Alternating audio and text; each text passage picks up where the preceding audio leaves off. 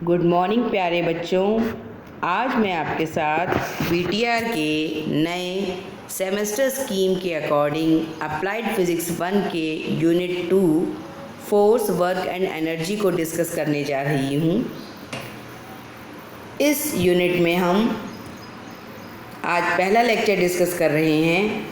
तो इस यूनिट के फर्स्ट पार्ट में हम आज सब टॉपिक 2.1 डिस्कस करेंगे।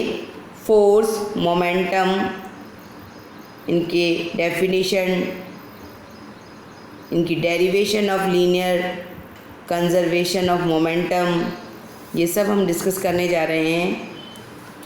फोर्स यानी बल, मोमेंटम यानी संवेग। तो हम बल तथा संवेग के बारे में डिटेल में पढ़ेंगे आज इस लेक्चर में कि इनकी डेफिनेशन क्या है और रेखीय संवेग क्या होता है तथा इसके संरक्षण का क्या नियम है।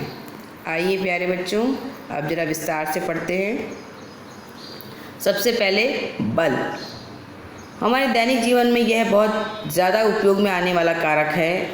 जब भी किसी वस्तु को कुछ खिसकाना होता है तो हम बल लगाकर उसे खिसकाते हैं।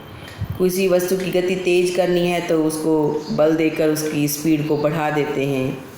तो आप अच्छे से अनुभव करते हैं दैनिक जीवन में कि बल क्या है। तो आज अगर उसको डिफ़ाइन करें तो क्या कहेंगे कि बल वह कारक है जो किसी भी रुकी हुई अथवा थमी हुई वस्तु में परिवर्तन ला सकता है। जब कोई वस्तु किसी भी सीधे रास्ते पे चल रही होती है तो उसे रोकने के लिए या उसकी गति को तेज करने के लिए जिस कारक का उपयोग किया जाता है उसे ही हम बल कहते हैं। बल का SI मात्रक न्यूटन होता है, आप सभी जानते हैं अच्छे से, और इसका विमीय सूत्र MLT-2 होता है। और बल एक सदिश राशि है। कैसी राशि है? वेक्टर क्वांटिटी है, सदिश राशि है।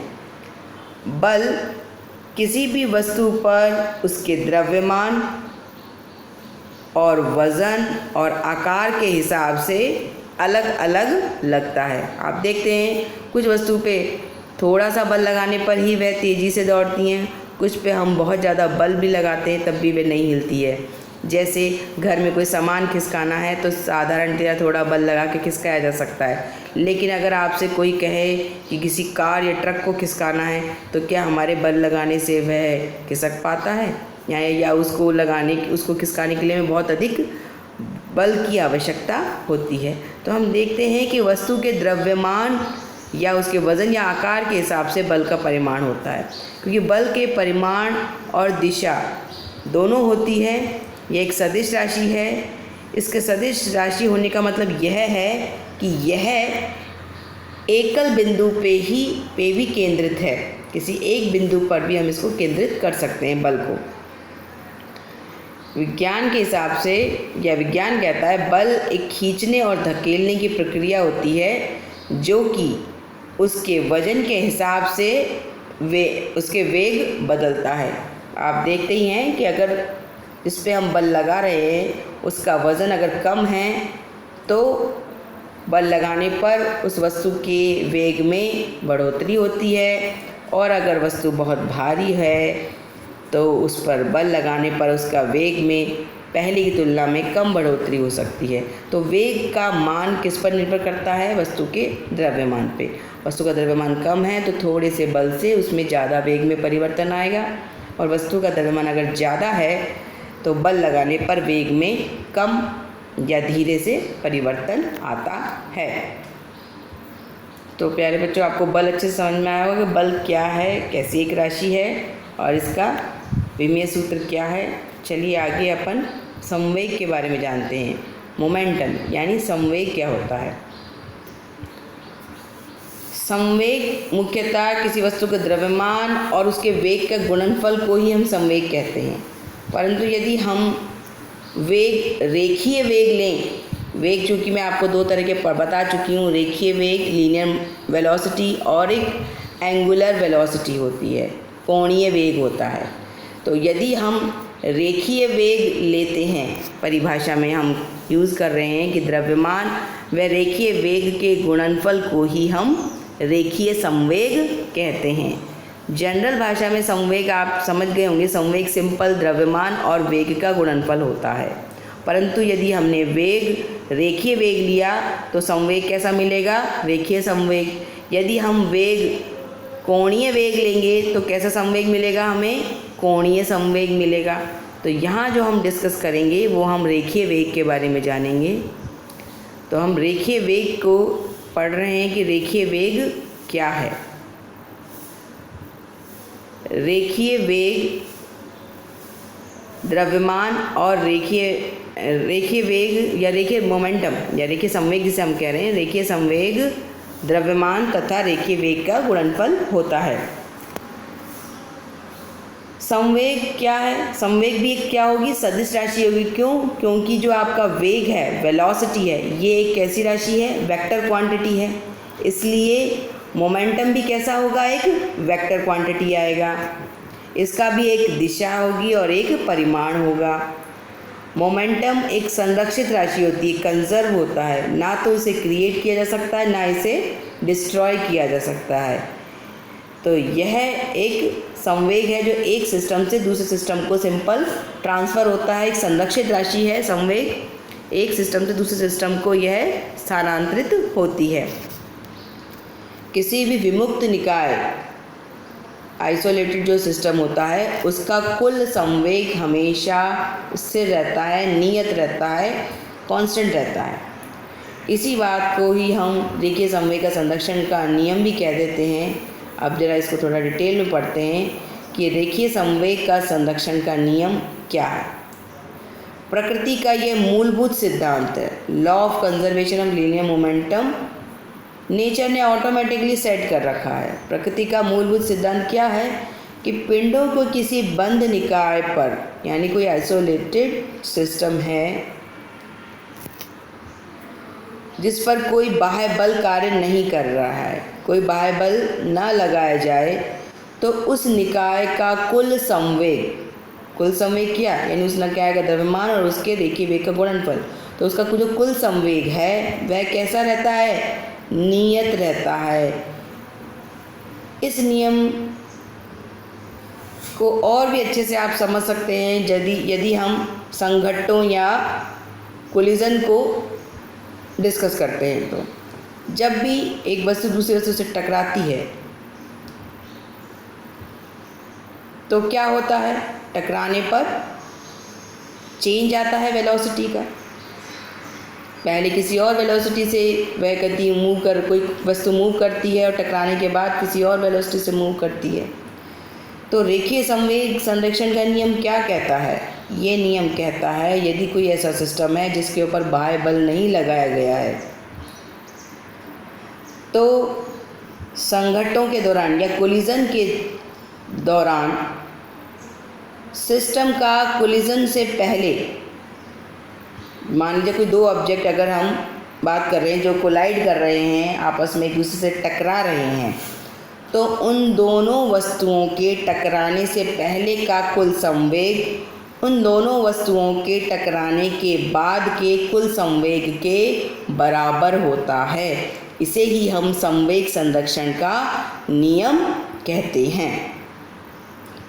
चाहे कोलिजन जो हम बात कर रहे हैं, संघट्ट जिसे हिंदी में कहा जाता है, कोलिजन इलास्टिक हो, प्रत्यास्थ हो या अप्रत्यास्थ, इससे मैटर नहीं करता, इससे कोई फर्क नहीं पड़ता। संवेग दोनों ही सिस्टम में हमेशा संरक्षित रहता है।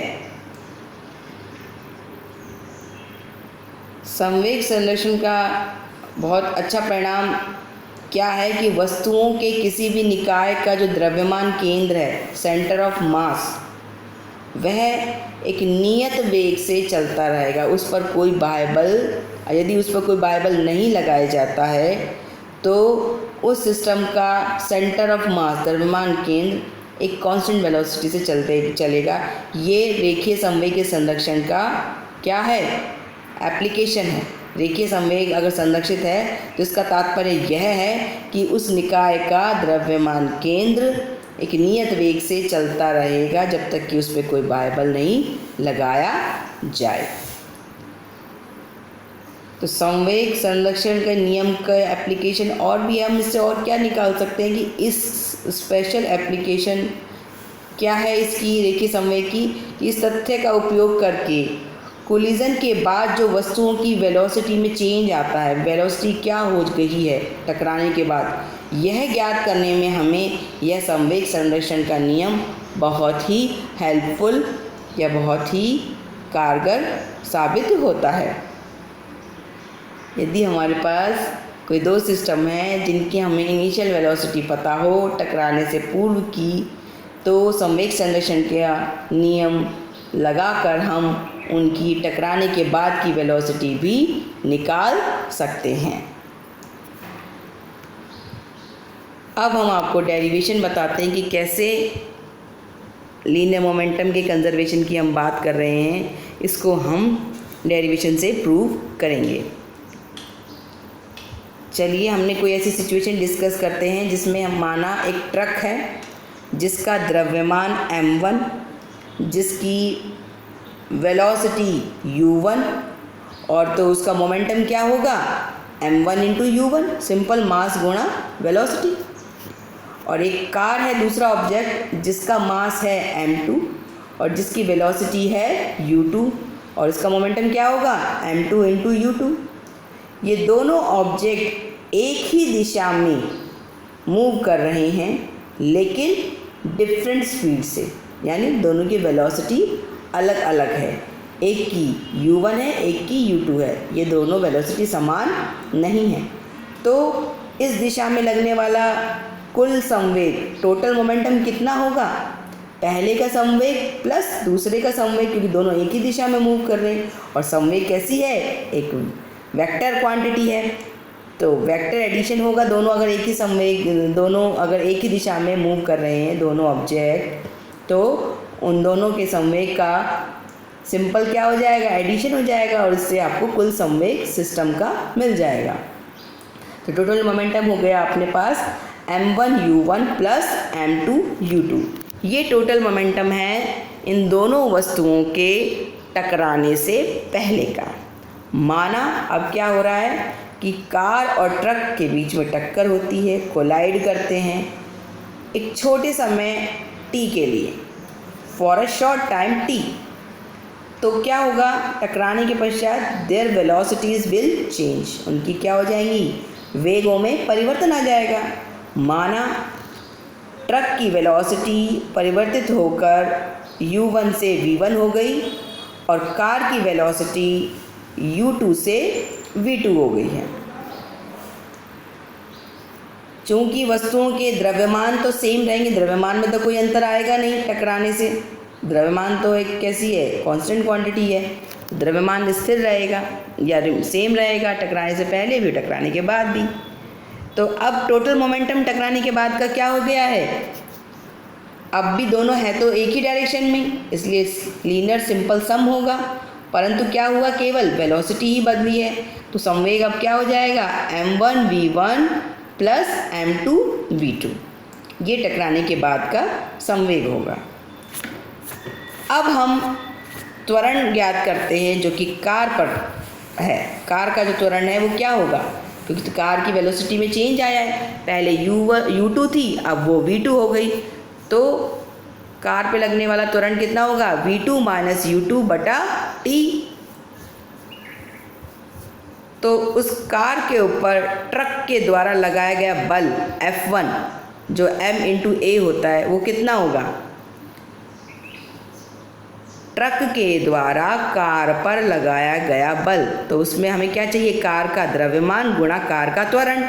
तो कार का द्रव्यमान है m2 और कार का त्वरण है v2 minus u2 upon t। इन दोनों को मल्टीप्लाइड करने पर हमें बल F1 मिल गया है जो ट्रक के द्वारा कार पर लगाया गया है।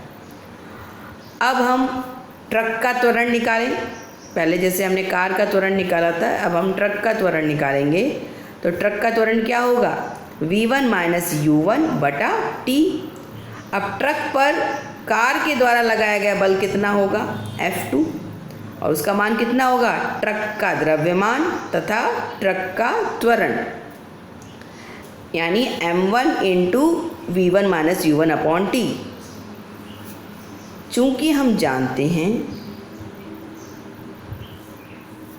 कि ये क्या है, क्रिया की प्रतिक्रिया है, जितना बल ट्रक के द्वारा कार पे लगाया जाएगा उतना ही कार के द्वारा ट्रक पे रिप्लाई में बल आता है, यानी F1 बराबर माइनस F2 होता है। तो इस स्थिति में इनके मान अगर हम रखें इस समीकरण में, F1 बराबर माइनस F2 में F1 का मान रखा जाए और F2 का मान रखा जाए, तो आपके सामने क्या समीकरण आएगी, M2 V2 minus U2 upon T is equals to minus M1 V1 minus U1 upon T। दोनों ही लेफ्ट हैंड साइड और राइट हैंड साइड से अगर हम T को एलिमिनेट कर दें, हटा दें, तो हमारे पास इक्वेशन बनेगी M2 V2 minus M2 U2 बराबर minus M1 V1 plus M1 U1। और इसे अगर हम और रीअरेंज करें तो हमारे पास इक्वेशन आ गई है M1 U1 plus M2 U2 is equals to M2 V2 plus M1 V1। तो हम क्या देख रहे हैं, हमें क्या मिल गया है कि वस्तुओं के यानी कार और ट्रक के टकराने से पहले का संवेग क्या था, M1 U1 plus M2 U2 बराबर होता है इन दोनों वस्तुओं के टकराने के बाद का संवेग, यानी M1 V1 plus M2 V2। अर्थात संवेग क्या है, संरक्षित है, संवेग में कोई परिवर्तन नहीं आया है। सिंपल एक सिस्टम से दूसरे सिस्टम को यह संवेग ट्रांसफ़र होता है लेकिन डिस्ट्रॉय नहीं होता है। तो प्यारे बच्चों, आपको अच्छे समझ में आया होगा। आज हमने बल और संवेग के बारे में पढ़ा है, बल को भी डिटेल में पढ़ा, संवेग को भी अच्छे से जाना है। संवेग में भी हमने स्पेशली रेखीय संवेग डिस्कस किया है कि रेखीय संवेग क्या होता है और इसका रेखीय संवेग का संधारण या संरक्षण किस प्रकार होता है। आज के लिए इतना ही।